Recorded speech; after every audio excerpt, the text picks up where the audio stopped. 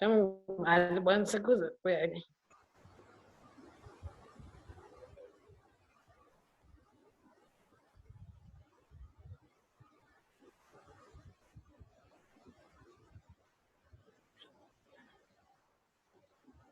મિત્રો, Shri CS Desai technical institute GIE-ITI Prantij દ્વારા online lectures ના સિરીઝની અંદર હું શાર્દુલ ઠાકર આજે આપનું સ્વાગત કરું છું. આજના આ લેક્ચરની અંદર હું તમને VBA ની અંદર વિઝ્યુઅલ બેઝિક એપ્લિકેશન ની અંદર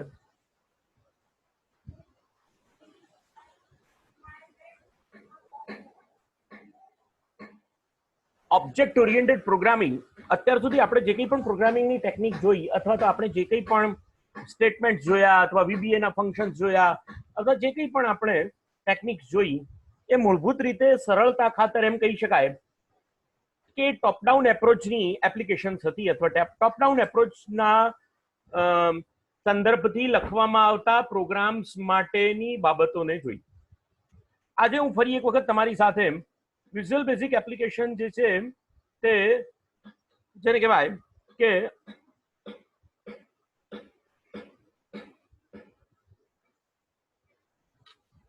ઓબ્જેક્ટ ઓરિએન્ટેડ પ્રોગ્રામિંગ લેંગ્વેજ હોવાના નાતે વિઝ્યુઅલ બેઝિક એપ્લિકેશન VB નો ઉપયોગ કરીને તમને કોડિંગની સુવિધા આપે છે અને વિઝ્યુઅલ બેઝિક જે છે એ એક પ્રકારનું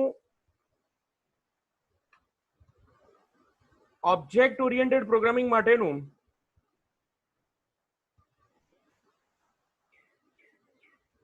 ઓબ્જેક્ટ ઓરિએન્ટેડ પ્રોગ્રામિંગ સપોર્ટ કરતી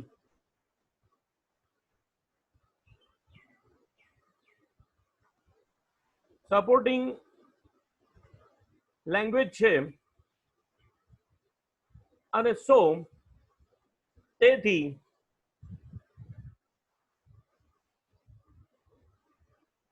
ઓબ્જેક્ટ ઓરિએન્ટેડ પ્રોગ્રામિંગ સિસ્ટમના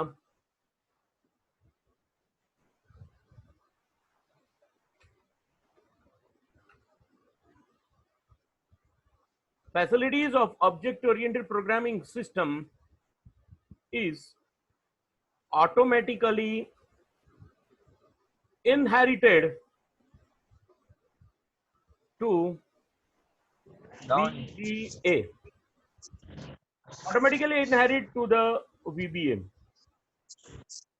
એટલે કે વિઝ્યુઅલ બેઝિક એપ્લિકેશન ને VB પાસેથી ઓબ્જેક્ટ ઓરિએન્ટેડ પ્રોગ્રામિંગ સિસ્ટમના ગુણધર્મો અને લાક્ષણિકતાઓ આપમેળે વારસાની અંદર પ્રાપ્ત થાય છે. આ અગાઉ પણ આપણે ઓબ્જેક્ટ ઓરિએન્ટેડ પ્રોગ્રામિંગ સિસ્ટમની વાત કરી ગયા હતા. તો ઓબ્જેક્ટ ઓરિએન્ટેડ પ્રોગ્રામિંગ સિસ્ટમ જે છે એના ચાર મહત્વના લક્ષણો આપણે એક વખત ફરીથી યાદ કરી લઈએ. ઓબ્જેક્ટ ઓરિએન્ટેડ પ્રોગ્રામિંગ સિસ્ટમના ચાર મહત્વના લક્ષણોને યાદ કરી લઈએ. તો સૌથી પહેલું લક્ષણ છે એન્કેપ્સ્યુલેશન. બીજું લક્ષણ છે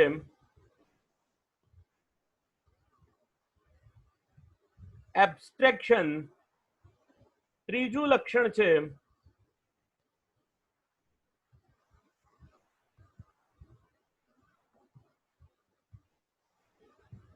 ઇનહેરિટન્સ અને ચોથું લક્ષણ છે પોલીમોર્ફિઝમ.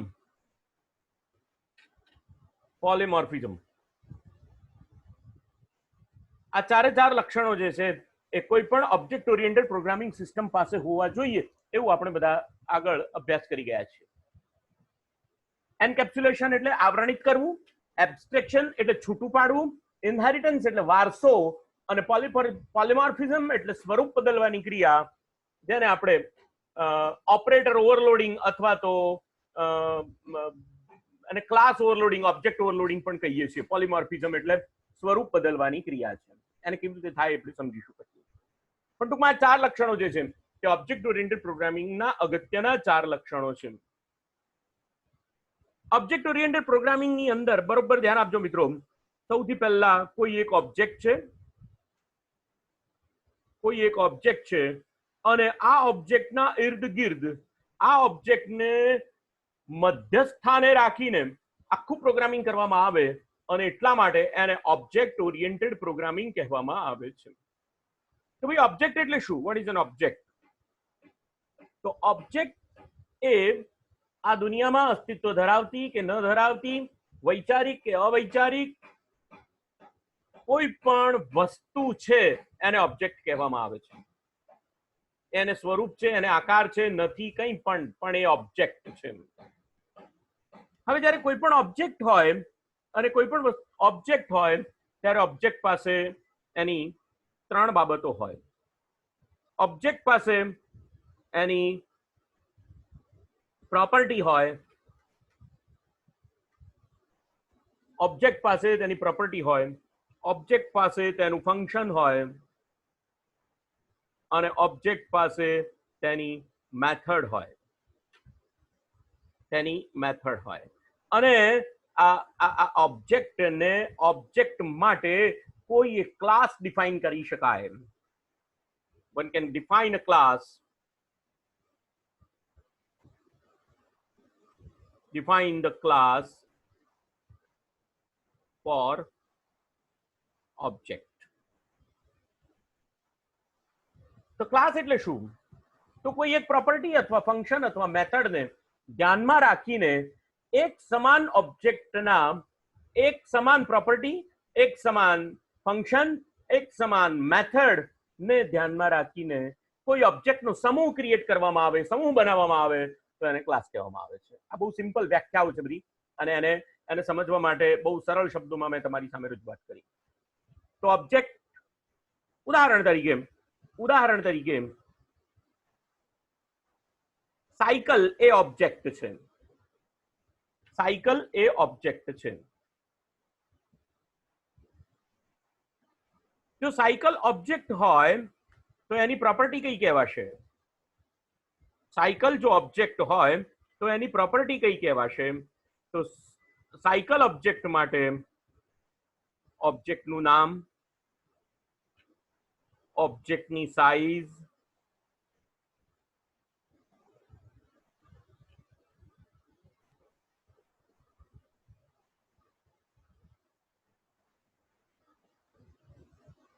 એ ઓબ્જેક્ટનો કલર,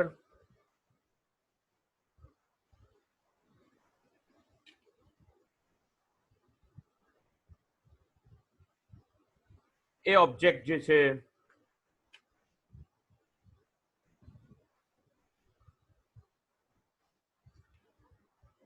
તેનો શેપ,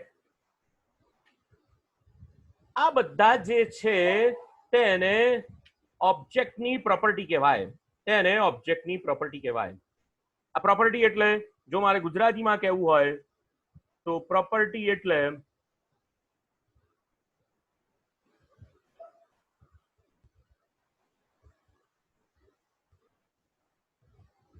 ગુણધર્મ. હિન્દીમાં લખાઈ ગયું, કઈ વાંધો નહીં. પ્રોપર્ટી એટલે ગુણધર્મ.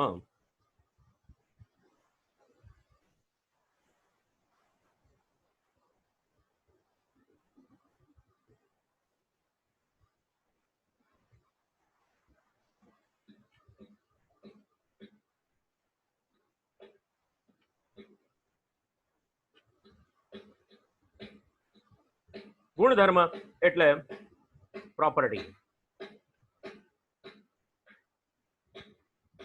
એટલે પ્રોપર્ટી.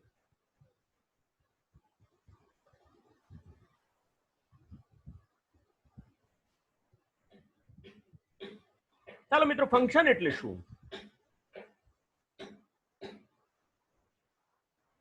ફંક્શન એટલે કાર્ય. આપણે સમજીએ છીએ ફંક્શન એટલે કાર્ય અને મેથડ એટલે ગુજરાતીમાં એને કહેવું હોય મારે તો એને કહેવામાં આવશે પદ્ધતિ. કોઈ પણ ઓબ્જેક્ટ પાસે આ ત્રણ વસ્તુ હોય, એનું ગુણધર્મ હોય, એનું કાર્ય હોય અને પદ્ધતિ હોય. ચાલો સાયકલ ઓબ્જેક્ટ માટે શું ફંક્શન છે? સાયકલ ઓબ્જેક્ટ માટે ફંક્શન શું? સાયકલ ઓબ્જેક્ટનું ફંક્શન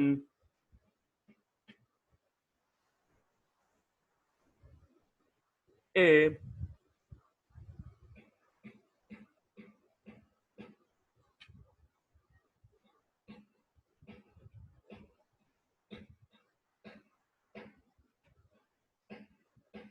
મુવમેન્ટ.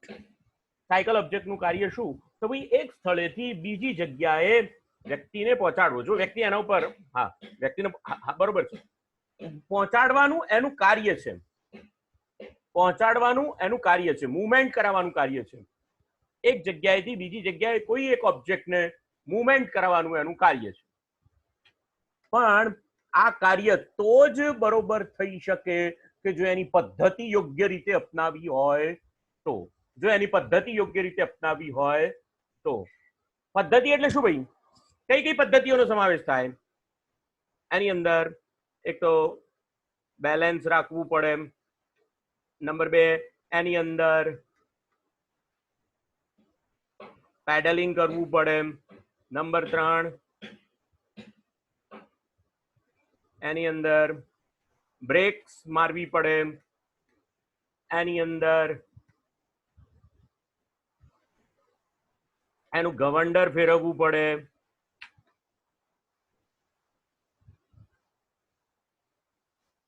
એને આપણે સ્ટીયરિંગ કહીએ. ચલો, એનું સ્ટીયરિંગ ફેરવવું પડે.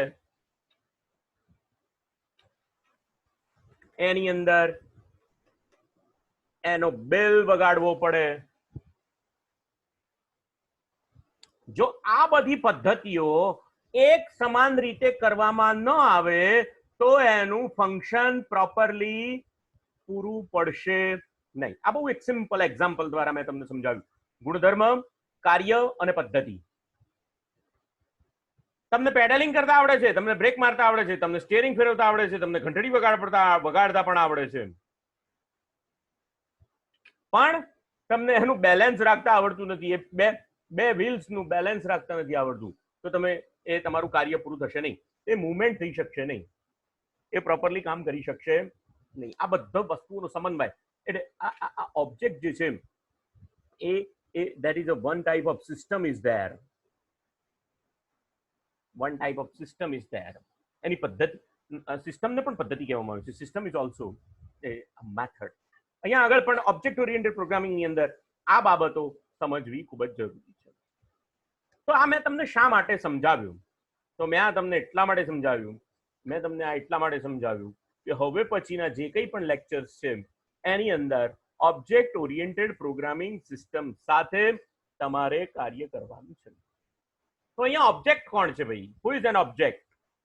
દરેક જુદા જુદા લેવલ ઉપર જુદા જુદા ઓબ્જેક્ટ્સ અવેલેબલ છે. તો ભાઈ જુદા જુદા ઓબ્જેક્ટ્સ એટલે કયા કયા ઓબ્જેક્ટ? જુદા જુદા લેવલ એટલે કયા કયા લેવલ્સ? તો તમે ઉદાહરણ તરીકે કોઈ એક એક્સેલની શીટ છે, અને આ એક્સેલની શીટની અંદર તમે કોઈ એક ફંક્શન લખો છો કે ભાઈ ઇક્વલ ટુ સમ અને A1 to A10 એમ તમે આ એક ફંક્શન લખ્યું. આ એક ફંક્શન તમે આની અંદર લખ્યું, તો આ ફંક્શને તમને જવાબ આપ્યો. પણ આ ફંક્શન સુધી પહોંચવા માટે ફંક્શન સુધી કેવી રીતે પહોંચી શકાય? વેર ધીસ ફંક્શન ઇઝ. આ ફંક્શન એ શું છે? તો જો આ ફંક્શનને આપણે ઓબ્જેક્ટ માનીએ તો અહીંયા ધ્યાન આપો. અહીંયા સપોઝ કે સમ જે છે that is a one type of object. Sum is an object.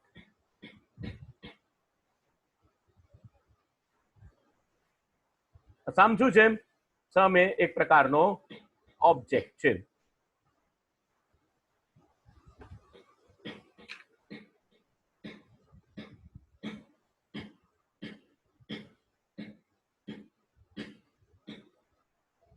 Sum object છે. પણ આ ઓબ્જેક્ટ કોનો ઓબ્જેક્ટ છે? તો આ સમ ક્યાં લખ્યું છે મેમ? તો જુઓ, તો સમ ક્યાં લખ્યું છે?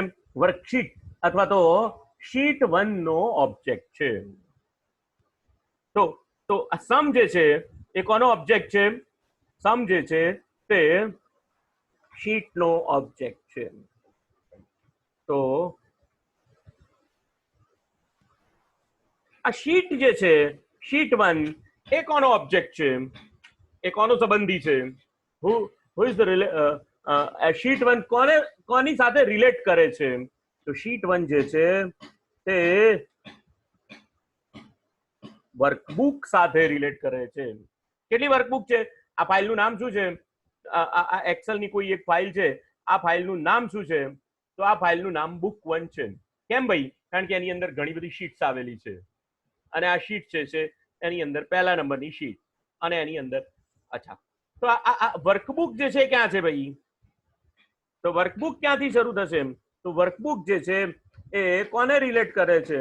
તો વર્કબુક જે છે એ એક્સેલ ને રિલેટ કરે છે. વર્કબુક કોને રિલેટ કરે છે? તો એક્સેલ ને રિલેટ કરે છે. વર્કબુક કોને રિલેટ કરે છે? એક્સેલ ને રિલેટ કરે છે. અને આ એક્સેલ કોને રિલેટ કરે છે? તો એક્સેલ હંમેશા ઓએસ ને રિલેટ કરે છે, ઓપરેટિંગ સિસ્ટમને રિલેટ કરે છે. ઓપરેટિંગ સિસ્ટમને રિલેટ કરે છે. તો મારે સમ સુધી અત્યાર સુધી આપણે બધા આવું નથી કરતા આવ્યા, છતાં પણ જો મારે સમ સુધી પહોંચવું હોય તો આ એક્સેલ જે છે એને એપ્લિકેશન કહેવામાં આવશે. તો એક્સેલ ઇઝ એપ્લિકેશન. એટલે સૌથી પહેલા શરૂઆત ક્યાંથી કરવી પડશે? એપ્લિકેશનનો ઓબ્જેક્ટ વર્કબુક. આ વર્કબુકનો ઓબ્જેક્ટ એ વર્કશીટ. આ વર્કશીટની અંદર જે ઓબ્જેક્ટ છે બે પ્રકારના હોઈ શકે. અચ્છા, હવે અહીંયાથી થોડુંક આપણે બદલીશું. વર્કશીટનું ફંક્શન છે. આ વર્કશીટનું શું છે? સમ એ ઓબ્જેક્ટ કહીએ અથવા એનું ફંક્શન કહીએ. પણ અહીંયા જે ઓબ્જેક્ટ છે, હવે જે છે વાત કરીશું તે જરા અલગ પરિપ્રેક્ષ્યમાં વાત કરીશું. વર્કબુક પાસે વર્કશીટ પાસે બે પ્રકારના ઓબ્જેક્ટ હોઈ શકે. એક જેને અહીંયાથી ડેવલપર મેનુની અંદરથી ઓપન કરી શકાય. ડેવલપર મેનુની અંદરથી અહીંયા ઓપન કરી શકાય.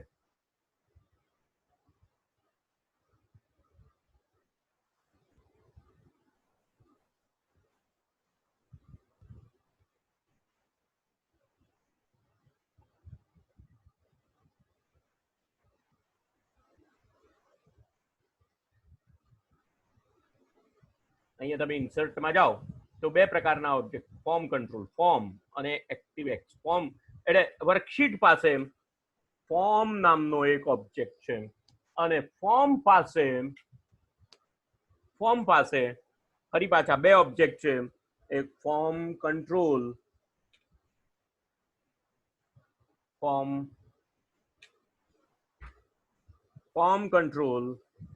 અને એક્ટિવેક્સ કંટ્રોલ.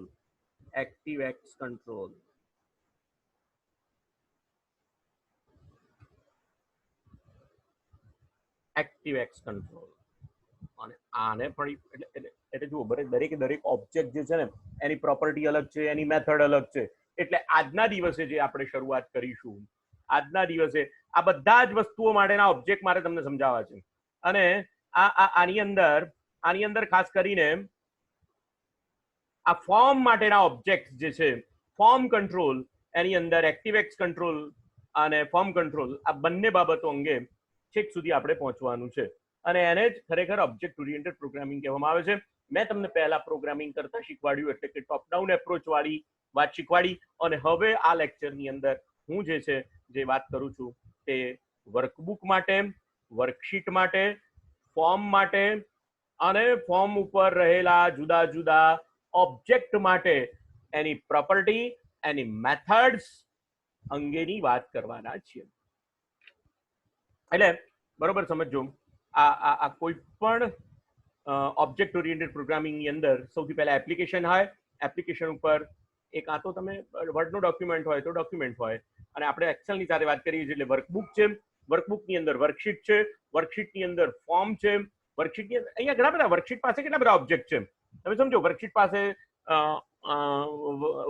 કેટલા બધા ચાર્ટ એનો ઓબ્જેક્ટ છે. વર્કશીટ પાસે એના સેલ્સ એનો ઓબ્જેક્ટ છે.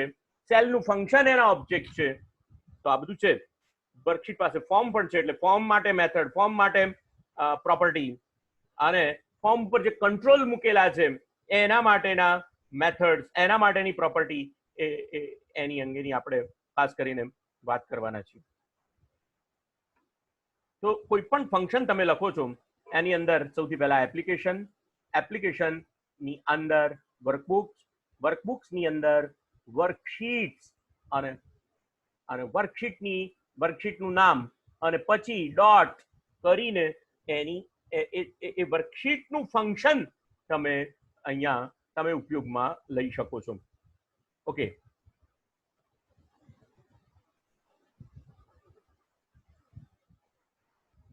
તો આપણે વર્કબુક થી શરૂ કરીશું.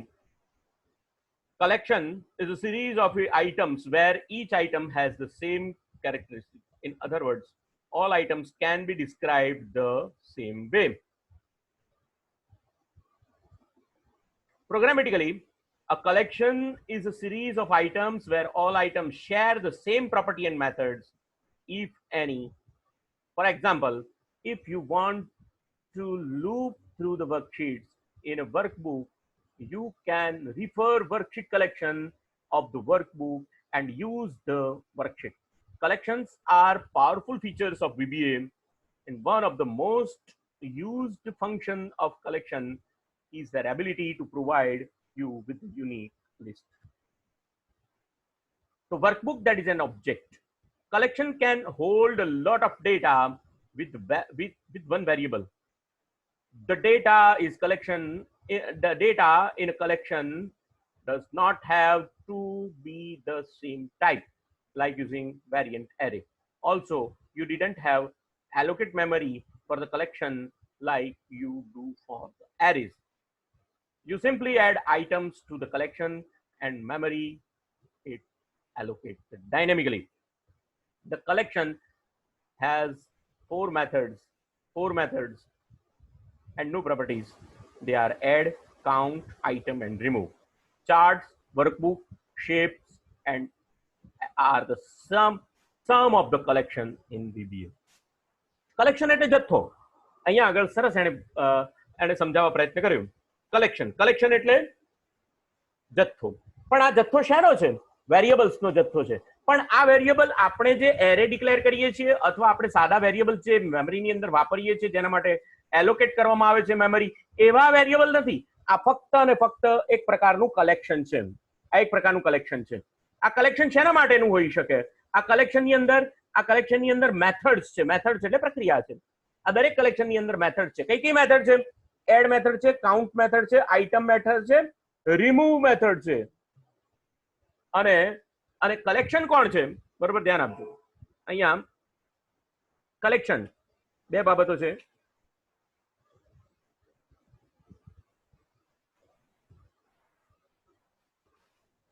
કલેક્શન કોનું કલેક્શન? તો કે ભાઈ ચાર્ટ્સ નું કલેક્શન. ચલો, બીજું કલેક્શન કયું? વર્કશીટ્સ નું કલેક્શન. ત્રીજું કલેક્શન કયું? શેપ્સ નું કલેક્શન.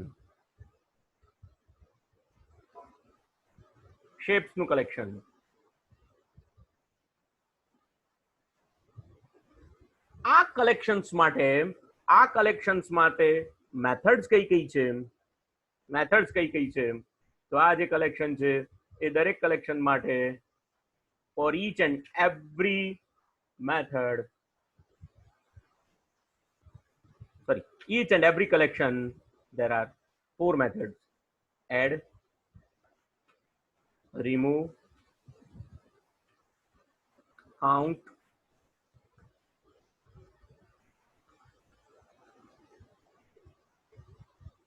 item. આ ચાર મેથડ્સ. ચાર્ટ માટે પણ એડ, કાં તો ચાર્ટને એડ કરાવવો હોય, ની અંદર ઉમેરવો હોય, ચાર્ટને કાઢી નાખવો હોય, ચાર્ટની ગણતરી કરવી હોય, અને ચાર્ટની આઇટમ કઈ છે જોવું હોય. વર્કશીટ એડ કરવી હોય, રિમૂવ કરવી હોય, કાઉન્ટ કરવી હોય, શેપ એડ કરવા હોય, રિમૂવ કરવા હોય, કાઉન્ટ કરવા હોય, આઈટમ, આ જે છે તે આ કલેક્શનની મેથડ્સ છે. આ કલેક્શનની મેથડ છે. તો વર્કબુક ઓબ્જેક્ટ એટલે વર્કબુક જે છે એને જો આપણે ઓબ્જેક્ટ તરીકે જોઈએ તો workbook object is a member of workbooks collection. એટલે વર્કબુકનું મેમ્બર છે. કોનો? વર્કબુક્સ નામના ઓબ્જેક્ટનો મેમ્બર છે. કોણ? વર્કબુક.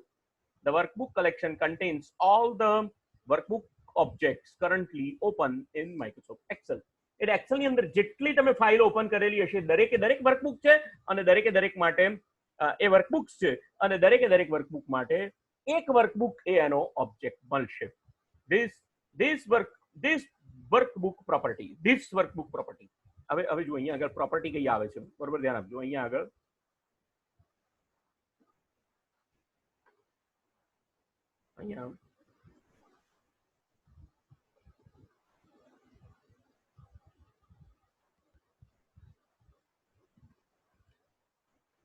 પ્રોપર્ટી કઈ પ્રોપર્ટી?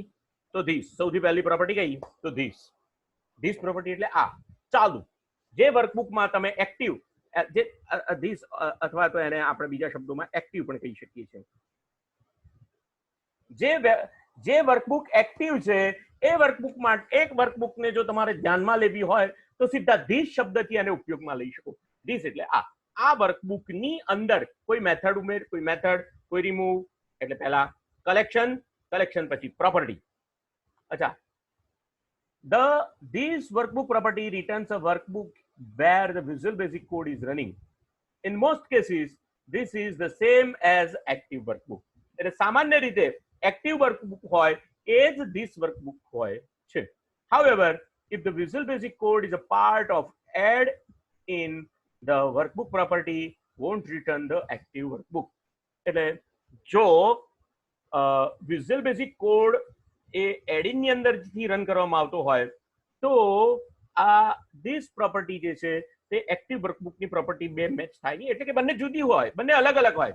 જ્યારે કોઈ પણ એડિનની અંદરથી ફંક્શનનો ઉપયોગ કરવામાં આવતો હોય તો એ વખતે ધીસ વર્કબુક અલગ હોઈ શકે અને એક્ટિવ વર્કબુક પણ અલગ હોઈ શકે. બે જુદી જુદી ફાઇલોમાં કામ થતું હોય એમ અહીંયા આગળ સમજાવવાનો પ્રયત્ન કરેલો છે.